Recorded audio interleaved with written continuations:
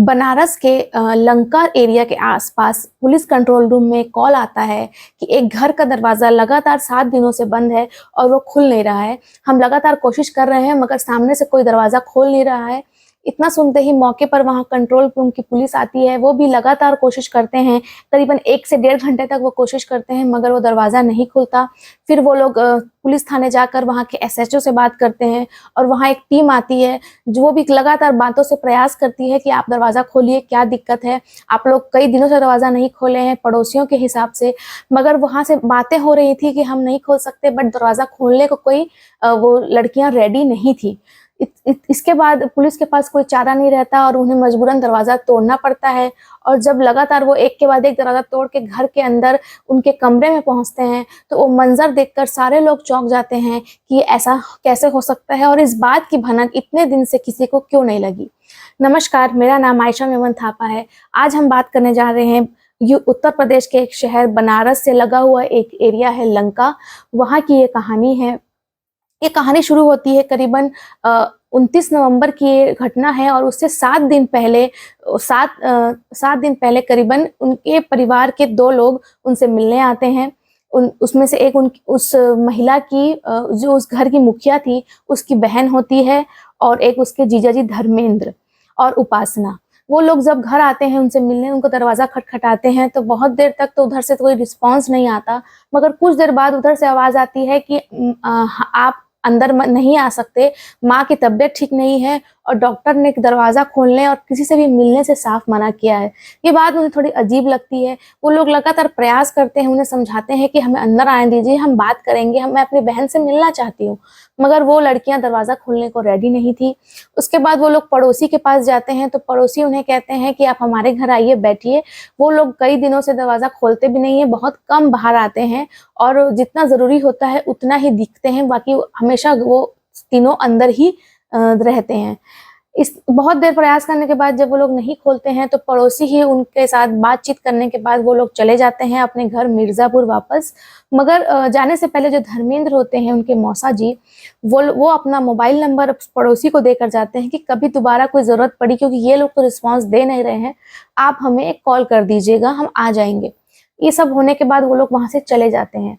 उस घटना के करीबन कुछ दिनों के बाद जब लगातार 7 दिनों तक वो दरवाज़ा एक बार भी नहीं खुलता, मतलब कुछ झलक भी उनकी नहीं दिखती, तो सारे पड़ोसियों को कुछ तो गड़बड़ लगती है।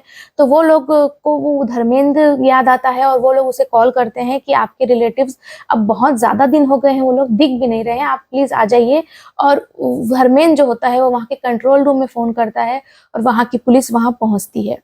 धर्मेंद्र से पूछा जाता है कि आखिर माजरा क्या है, तो उस धर्मेंद्र और उसकी बहन उपासना जो होते हैं, उस उषा त्रिपाठी की बहन, वो लोग कहानी बताते हैं कि ये माँ बेटी तीनों यहाँ रहते हैं।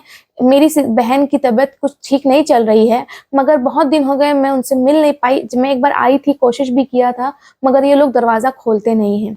पुलिस को कुछ गड़बड़ लगती है, पुलिस लगातार बातों के ज़रिए कोशिश भी करती है, मगर वो लोग दरवाज़ा खोलने को रेडी नहीं थे। फिर मजबूरन उन्हें दरवाज़ा तोड़ना पड़ता है। दरवाज़ा तोड़ने के बाद एक और दरवाज़ा होता है जो डायरेक्ट आंगन की साइड जाता है।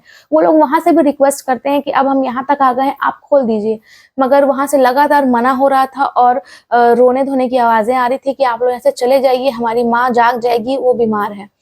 इन सब के बाद पुलिस को दूसरा दरवाज़ा भी तोड़ना पड़ता है। अंदर जाने के बाद वहाँ 2 से 3 कमरे होते हैं, उसमें से एक कमरा जो होता है वो अंदर से लॉक होता है। पुलिस वहाँ जाकर फिर आवाज़ देती है, बट वो लोग नहीं खोलते।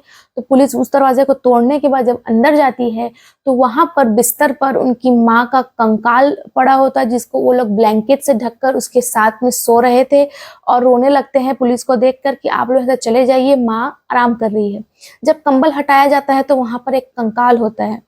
पड़ोसियों को ये बात समझ में नहीं आ रही थी कि इतनी जल्दी, अगर 7 दिन से ये लोग खोल नहीं रहे हैं, तो 7 दिन में किसी भी ह्यूमन का बॉडी कंकाल का रूप नहीं ले सकता। बहुत सारे सवाल पड़ोसियों के और रिलेटिव्स के और पुलिस के दिमाग में भी था कि आखिर हुआ क्या और कैसे हो सकता है, कि किस तरीके का व्यवहार, ये ह्यूमन नेचर तो नहीं हो सकता कि अगर किसी की मृत्यु हो गई है तो आप उसे ऐसे रख नहीं सकते। इस तरीके से आप उसका कंकाल बनाने के बाद उसे बीमार कहकर अपने घर में नहीं रख सकते। कई सवाल पुलिस के भी दिमाग में आए और कई सवाल पड़ोसियों की। फिर पूरी कहानी सामने आती है कि ये जो उषा त्रिपाठी होती है, ये शव उसका होता है, ये दोनों बेटियों की माँ होती है। कुछ साल पहले अपने पति से अनबन के बाद वो इस अपने ही पिता के बना लिए हुए इस घर में, जो कि बनारस के लंका एरिया में था, एक घाट के सामने, वहां आकर रहने लगी थी अपनी दोनों बेटियों के साथ।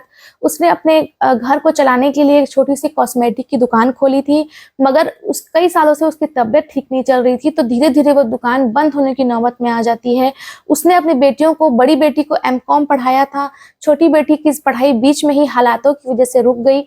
उसने अपनी बेटियों से कहा कि आप तुम दोनों बाहर जाओ, मेरी तबीयत ठीक नहीं रहती, बाहर जाके कुछ काम करने की कोशिश करो। मगर शायद उन दोनों बेटियों की मानसिकता ही ऐसी थी शुरू से कि वो लोग जैसे ही उसकी माँ बीमार पड़ी, वो लोग भी घर में बंद से हो गए और घर में ही बस रहने लगे।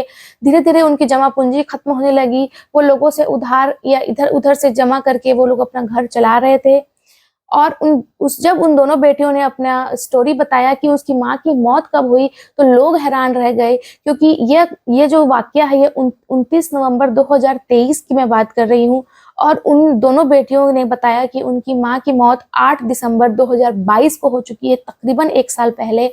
1 साल तक वो लोग अपनी माँ के साथ रहते रहे।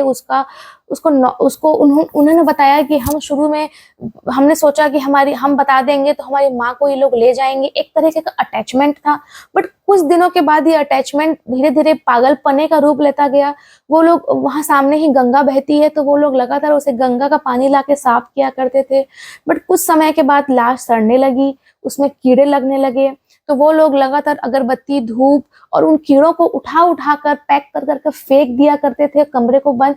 मतलब वो लोग ने बहुत ज्यादा ही कोशिश की थी कि किसी को पता ना चले, और देखिए पता चला भी नहीं। करीबन 1 साल तक किसी को पता नहीं चला कि इस घर में एक लाश है।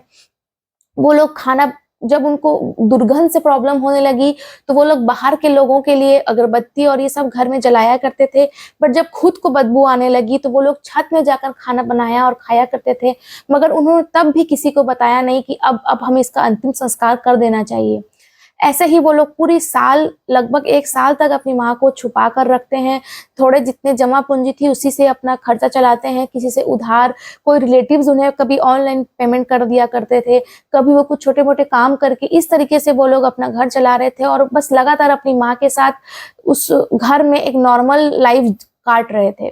जब ये बात सामने आई, तो उनसे सवाल जवाब के दौरान उन्हें लगा कि पुलिस को लगा कि इन्हें कोई मानसिक रोग है, शायद इनकी दिमागी हालत ठीक नहीं है, क्योंकि नॉर्मल इंसान कितना भी किसी से क्यों अटैच ना हो, इस तरह की अमानवीय हरकत, ये अमानवीय हरकत ही है कि किसी के मरने के बाद आप उसे इस तरीके से नहीं रख सकते। आपको उसको अंतिम संस्कार या जिस भी तरीके से आपके धर्म में होता है वो करना जरूरी है। मगर उन दोनों लड़कियों ने, जिसमें से एक की उम्र 27 और एक की उम्र 18 साल थी, दोनों काफी समझदार थी, मगर इस तरीके का उन्होंने कृत्य किया। और जब उनके रिलेटिव्स उन्हें लगातार कभी पूछते भी थे, तो वो लोग कह देते थे कि माँ सो रही है।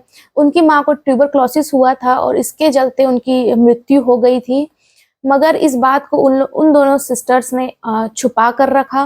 ये बात सामने आती भी नहीं अगर उसके रिलेटिव्स कुछ दिन पहले उनसे मिलने नहीं आते, और पड़ोसियों को थोड़ा अटपटा नहीं लगता कि ये लोग लगातार इतने दिनों से अपने घर में बंद क्यों हैं। इस कहानी को सुनाने का उद्देश्य मेरा किसी को ठेस पहुंचाना या किसी के मन में कुछ डालना नहीं है। ये हो सकता है वो दोनों बहनें मानसिक रूप से बीमार हो, इसीलिए उनसे ये गलती हुई।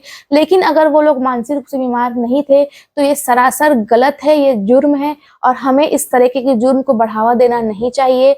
और अपने आसपास के घरों में क्या हो रहा है, ये हमें जानकारी होनी चाहिए। नमस्कार।